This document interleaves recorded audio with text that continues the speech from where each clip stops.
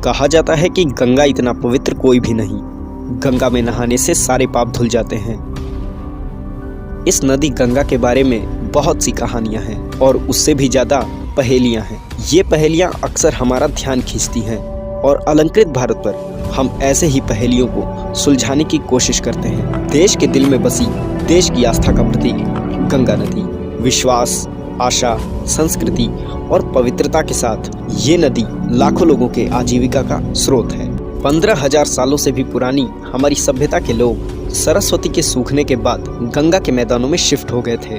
भारतीय उपमहाद्वीप में और विशेषकर सनातन कल्चर में सोशल और रिलीजियस कस्टम्स गंगा के ही इर्द गिर्द घूमते हैं। वेद, पुराण, रामायण और महाभारत जैसे ग्रंथों और महाकाव्यों में गंगा का जिक्र मिलता है। ये नदी भारत में सिर्फ बहती नहीं है बल्कि भारत के लोगों का पालन पोषण भी करती है। हमारे देश की संस्कृति है हर उस वस्तु को पूजने का जो हमारे जीवन को आसान बनाती है या जो हमारी कमाई का जरिया है। गंगा नदी हमारे लिए दोनों है। Agriculture, husbandry, fish farming, tourism, river based business और ट्रांसपोर्टेशन जैसे इंडस्ट्रीज को सपोर्ट करके 40 करोड़ लोगों को रोजी रोटी, खाना और न्यूट्रिशन डेवलपमेंट में कंट्रीब्यूट करती है। देश के 1/3 लैंडस्केप और वहां रहने वाले 40 करोड़ लोगों को पीने का पानी प्रोवाइड करके ये नदी हमारी लाइफ को आसान बनाती है। इतना सब कुछ होने के बाद गंगा को देवी की तरह पूजने के बाद भी हम गंगा नदी का ख्याल नहीं रख पा रहे हैं। गुजरते समय के साथ गंगा नदी में बढ़ता पॉल्यूशन सिर्फ भारत के लोगों की ही गलती है। हालांकि सरकार ने कई प्रोग्राम्स चलाए हैं जिनसे गंगा का पानी साफ किया जा सके, लेकिन जब तक लोग अपनी जिम्मेदारी नहीं समझेंगे तब तक इन प्रोग्राम्स का सही फायदा नहीं मिल पाएगा। हम सब गंगा नदी के प्रति अपनी कलेक्टिव रिस्पॉन्सिबिलिटी समझ पाएं। इसलिए आज के अलंकृत भारत के इस एपिसोड में बात होगी गंगा से जुड़ी पौराणिक कथाओं और गंगा के पानी की मेडिसिनल प्रॉपर्टीज के बारे में, मेरे यानी प्रभात के साथ। 6 महीने के बाद हम दोबारा घोषित करेंगे कि गंगा जल के स्वास्थ्य के ऊपर क्या प्रभाव है। कोई जब हरिद्वार जाता था तो उससे कुछ नहीं मांगते थे, बोलते थे पानी ले आना। We will get a scientific input into it. There's a very high concentration of bacteriophages.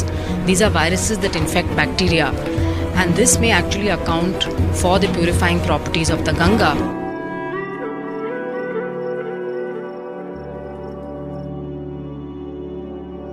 दरअसल सिंधु सरस्वती सभ्यता से शिफ्ट होकर लोगों का गंगा नदी के मैदानों में बस जाना दुनिया के सबसे पहले मास माइग्रेशन में से एक माना जाता है। भारत के बड़े हिस्से को हरा भरा बनाने वाली गंगा नदी 1 लाख वर्ग किलोमीटर के क्षेत्र में बहती है। गंगा नदी के मैदानों की उपजाऊ मिट्टी भारत और बांग्लादेश दोनों देशों की एग्रीकल्चरल इकोनॉमिक्स के लिए बहुत इंपॉर्टेंट है।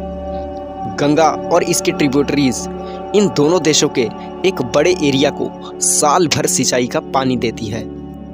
अर्बनाइजेशन और इंडस्ट्रियलाइजेशन की वजह से गंगा का पानी अलग अलग चीज़ों के लिए इस्तेमाल किया जाने लगा है और इसीलिए इस पानी की क्वालिटी का ध्यान रखना ज़रूरी हो गया है। रिसर्च के मुताबिक प्रयागराज के लगभग 350 किलोमीटर के लंबे स्ट्रेच में गंगा बहुत ज़्यादा दूषित या पल्यूटेड हो रही है। भारत के 29 शहरों, 17 नगरों और हज़ारों गाँवों के लोग गंगा के लगभग 12,222 मिलियन लीटर्स वाटर का घरेलू इस्तेमाल करते हैं और 2500 मिलियन लीटर पानी इंडस्ट्रियल वेस्ट हो जाता है। नदी के पानी की प्योरिटी बारिश और वाटर फ्लो पर डिपेंड करती है। गंगा में पानी की कमी को देखते हुए इट इज़ इम्पॉर्टेंट कि किसी भी तरह का इंडस्ट्रियल वेस्ट गंगा के पानी में न मिलाया जाए। ये सारी बातें करने के बाद भी गंगा का थियोलॉजिकल और हिस्टोरिकल इम्पोर्टेंस कम नहीं होगा। भारत का सनातन धर्म बहुत साइंटिफिक है और इसीलिए अगर हमारे वेदों में गंगा को इतना इम्पोर्टेंस दिया गया है तो उसके वैलिड रीजंस तो जरूर होंगे। भारत में गंगा नदी प्राचीन काल से ही हिंदुओं के लिए सबसे पवित्र नदी रही है। गंगा के सोर्स सिस्टम को भागीरथी कहा जाता है।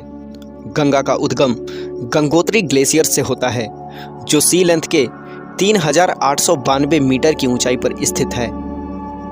देवप्रयाग नाम की एक जगह पर अलकनंदा और भागीरथी नदियां एक दूसरे से जुड़ती हैं और मिलकर गंगा नदी बनाती हैं।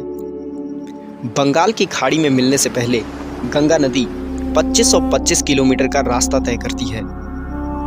हिंदू पौराणिक कथाओं के अनुसार हरिद्वार ही वो जगह है जहां पर गंगा स्वर्ग से उतरी थी।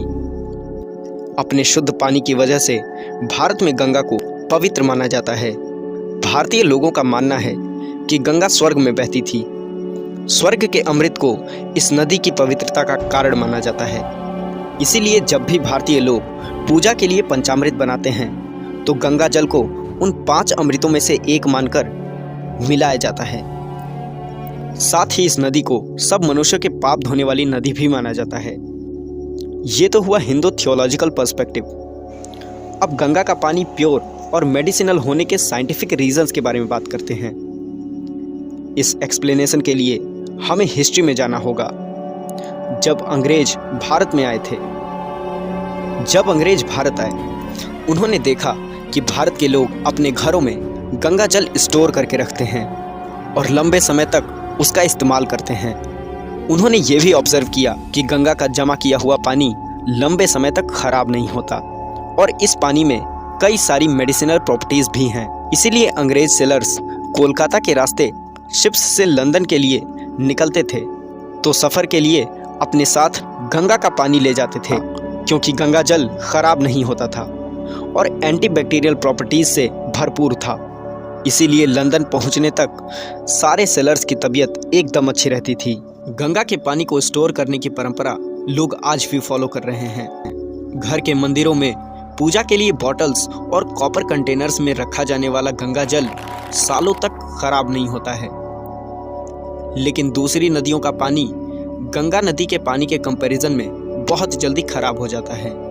अब वापस लौटते हैं अंग्रेजों की कहानी की तरफ। करीब 125 साल पहले ब्रिटिश राज के वक्त भारत में कोलेरा फैल रहा था। बीमारी से मरने वालों के शव इतने ज्यादा बढ़ गए थे कि अंग्रेज सरकार ने जानबूझकर उन शवों को गंगा नदी में फेंक दिया। Cholera is a water transmitted disease, लेकिन फिर भी सरप्राइजिंगली गंगा के पानी के बहाव में आने वाले आगे के रास्ते बीमारी नहीं पहुंच पाई। तब एक ब्रिटिश बैक्टीरियोलॉजिस्ट डॉक्टर अर्नेस्ट हैंकिन ने अपनी रिसर्च में कंक्लूड किया कि ग्राउंड वाटर में पनपने वाले कोलेरा के बैक्टीरिया कॉलोनीज गंगा के पानी में जल्दी मर जाती है। डॉक्टर हैंकिन ने उबले हुए गंगा जल और फिल्टर्ड गंगा जल का उपयोग करके अपना रिसर्च किया। उन्हें पता चला कि गंगा का फिल्टर्ड पानी एंटीबैक्टीरियल प्रॉपर्टीज दिखाता है। करीब 70 साल पहले भारत के लोग गंगा के पानी की कुछ बूंदें तालाबों में डाल देते थे और ये पानी में मौजूद सारे बैक्टीरियल ग्रोथ को मार देता था।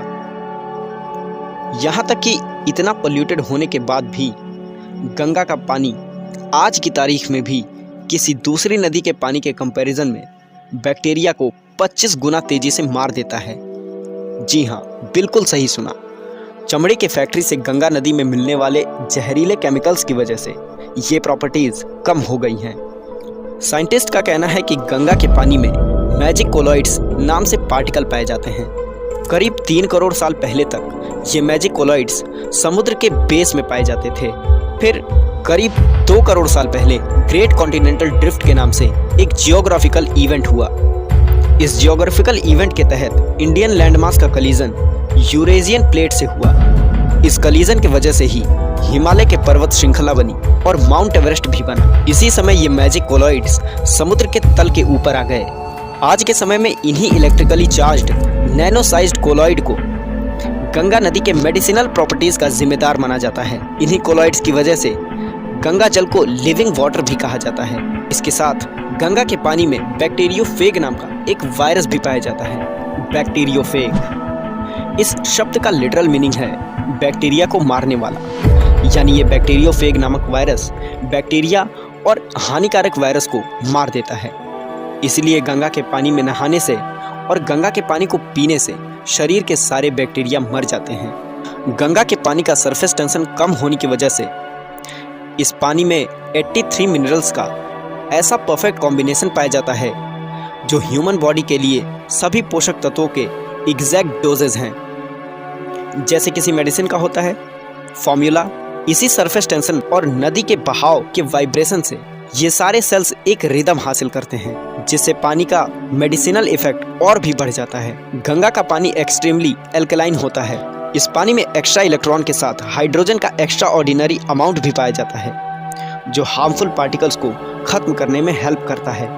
इसी वजह से इंसानी डीएनए का नुकसान कम होता है, बीमारियां कम होती हैं और इंसान की उम्र बढ़ जाती है। इस पानी में सिल्वर फ्लूइड्स का भी हाई कॉन्सेंट्रेशन होता है, जिसकी वजह से इसे बायो एनर्जेटिक मिरेकल वाटर कहा जाता है।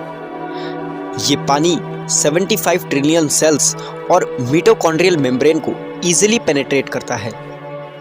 जैसे ही न्यूट्रिशन सप्लाई होते हैं, टॉक्सिन्स मर जाते हैं। जैसे जैसे हम बूढ़े होने लगते हैं, हमारे बॉडी के सेल्स को पानी एब्जॉर्ब करने की कैपेसिटी कम होने लगती है। ऐसे में गंगा के पानी की मेडिसिनल प्रॉपर्टीज इंसानी शरीर को बहुत फायदा पहुंचाती है। प्राचीन भारतीय ऋषि तांबे के लोटे में पानी पिया करते थे।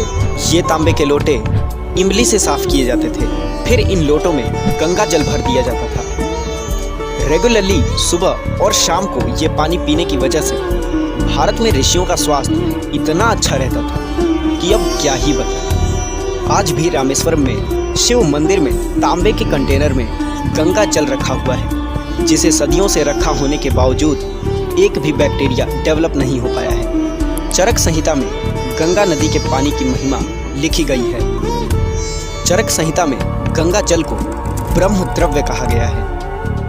महर्षि चरक के मुताबिक गंगा के पानी से शरीर में बिना किसी साइड इफेक्ट के एंटीबायोटिक रेजिस्टेंस पैदा होते हैं। और जैसा कि मैंने आपको पहले बताया कि गंगा गंगोत्री ग्लेशियर से निकलती है, जो हिमालय में है। इसी वजह से गंगा नदी के सोर्स में हिमालयन रॉक सॉल्ट मिक्स हो जाता है। इसी वजह से गंगा के सोर्स में गोल्ड, सिल्वर, इरिडियम, नैनोकोलॉइड्स बड़ी मात्रा में पाए जाते हैं। आजकल जापान के हॉस्पिटल्स में इलेक्ट्रिक आयोनाइजर्स का इस्तेमाल करके ऐसा ही आयोनाइज्ड पानी बनाया जाता है, जो गंगा नदी में नेचुरली अवेलेबल है। भारत के लोगों ने गंगा जल का महत्व हजारों साल पहले पहचान लिया था और आज के तारीख में जापान से लेकर अमेरिका तक सारे देश इस पानी के मेडिसिनल प्रॉपर्टीज़ को पहचान चुके हैं। इसीलिए ऐसा ही पानी बनाने के प्रयास में जापान की तरह कई देशों ने आयोनाइजेशन की मशीनें बनाने का प्रयास किया है।